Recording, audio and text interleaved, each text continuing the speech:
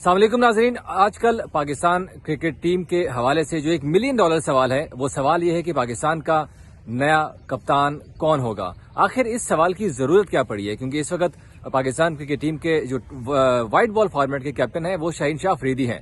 मगर बार बार ये सवाल किया जा रहा है, जहां पर भी पीसीबी के हुकाम मिलते हैं, कोई खिलाड़ी मिलता है, सवाल एक ही होता है कि पाकिस्तान का नया कैप्टन कौन होगा।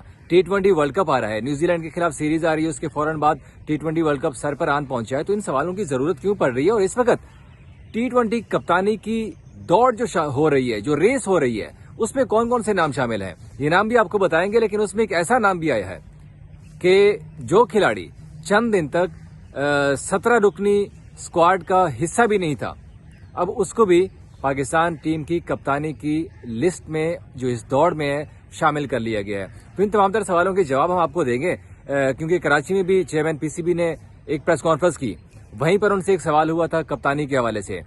कजाफी स्टेडियम में भी उन्होंने एक प्रेस कॉन्फ्रेंस की, जिसमें से उनसे एक बार भी नहीं, 2 बार भी नहीं, तकरीबन 3 बार ये सवाल हुआ कि पाकिस्तान टीम का नया कप्तान कौन होगा। अगर इस वक्त पीसीबी कप्तान चेंज करता है तो इसके साइड इफेक्ट क्या क्या होंगे, पाकिस्तान क्रिकेट टीम के ऊपर, पाकिस्तान टीम के खिलाड़ियों की परफॉर्मेंस के ऊपर क्या इम्पैक्ट पड़ सकता है। और शाहीन शाह अफरीदी को अगर हटाया भी जा रहा है तो इस हटाने के पीछे कहानी क्या है, आखिर ऐसी क्या वजह बनी है कि शाहीन शाह अफरीदी, जिनको सिर्फ एक सीरीज दी गई है, न्यूजीलैंड के खिलाफ सीरीज में शाहीन शाह अफरीदी ने कप्तानी की है, उनको अब कप्तानी से हटाने की बातें शुरू की जा चुकी हैं। तो इन तमाम तर सवालों के जवाब मैं आपको बताने लगा हूं कि कप्तानी की रेस में कौन कौन शामिल है। तो लेकिन उससे पहले अगर आपने अभी तक हमारा चैनल सब्सक्राइब नहीं किया तो पहले सब्सक्राइब कर लें, क्योंकि आपको इसी चैनल के ऊपर ऐसी खबरें मिलती हैं जो कि सबसे पहले हम आपको बताते हैं, ऑथेंटिक खबरें। आप देख सकते हैं हमारी वीडियोस भी। तो जनाब, कप्तानी के हवाले से जब चेयरमैन ने प्रेस कॉन्फ्रेंस की कजाफी स्टेडियम में, उनसे मैंने भी सवाल किया कि चेयरमैन साहब, कप्तान के हवाले से आजकल सोशल मीडिया के ऊपर भी सवाल उठ रहे हैं, पीसीबी वाले भी, खिलाड़ी भी इवन खुद से सवाल कर रहे हैं, इधर उधर साथियों से पूछ रहे हैं कि कप्तान कौन रहेगा, क्या शाहीन शाह अफरीदी बदस्तूर पाकिस्तान क्रिकेट टीम के कप्तान रहेंगे, क्योंकि आगे T20 वर्ल्ड कप आ रहा है और इसी वजह से इस सवाल की अहमियत और भी ज्यादा बढ़ जाती है। शाहीन शाह अफरीदी के जब कप्तान बनाए गए थे, तब कुछ लोगों की तरफ से ये तनकीद सामने आई थी कि शाहिद अफरीदी की वजह से शाहीन शाह अफरीदी को कप्तानी दी गई है, शाहिद अफरीदी ने उनके लिए लॉबिंग की है। मगर अफरीदी ने इस बात को डिनाई किया था कि उन्होंने शाहीन शाह अफरीदी का नाम तजवीज नहीं किया था कप्तानी के लिए, बल्कि वो तो खुद चाहते थे कि शाहीन कप्तान नहीं बने। खैर, अब जो है ये सवाल जब चेयरमैन से मैंने किया तो उन्होंने कहा कि कप्तान को, नए कप्तान को बनाने या शाहीन को बरकरार रखने के हवाले से जो फैसला है वो सिलेक्शन कमेटी करेगी। अब सिलेक्शन कमेटी उन्होंने नई बनाई है, अब्दुल रज़ाक भी है, हारिस अपना मोहम्मद यूसुफ भी हैं, असद शफीक, वहाब रियाज, फिर कप्तान, फिर कोच, फिर एक डाटा एनालिस्ट भी। तो ये तमाम तरह एक सिलेक्शन कमेटी बनी है। लेकिन जो उन्होंने जवाब दिया, या जो अभी तक खबरें हमारे पास ऐसी आई हैं, वो ये है कि कप्तान को हटाया जा रहा है। अब कप्तानी की रेस में 3 नाम शामिल हो चुके हैं। शाहीन शाह अफरीदी को आप निकाल दीजिए यहाँ से, क्योंकि शाहीन शाह अफरीदी इस वक्त पाकिस्तान के T20 के कैप्टन हैं, उनको तो हटाने की बात हो रही है, तो वो तो रेस से निकल गए। अब 3 नाम बड़े हैं। पहला नाम तो सबके जहन में आता है कि बाबर आजम का, क्योंकि बाबर आजम ने एक लंबे टेन्योर तक पाकिस्तान की कैप्टनसी की है।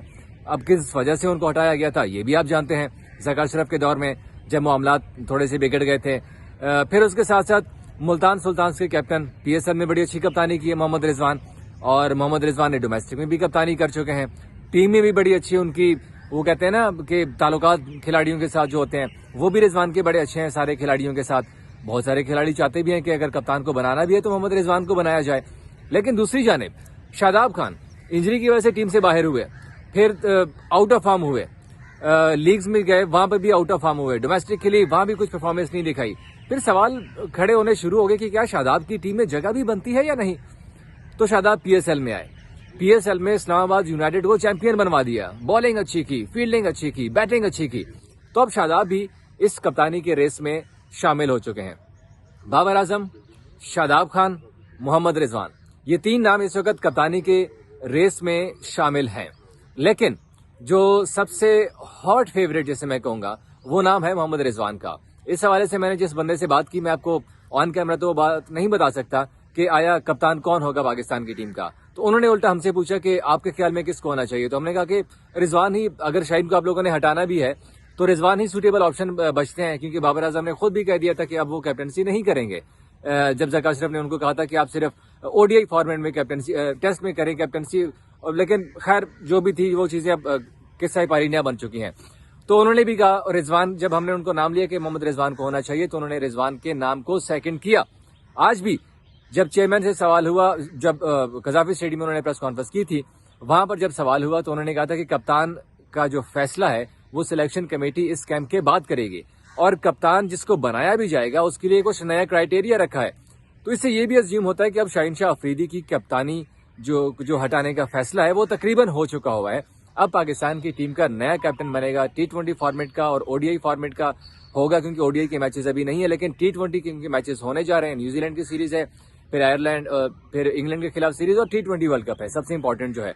तो इसीलिए मोहम्मद रिजवान इस वक्त रेस में सबसे आगे हैं।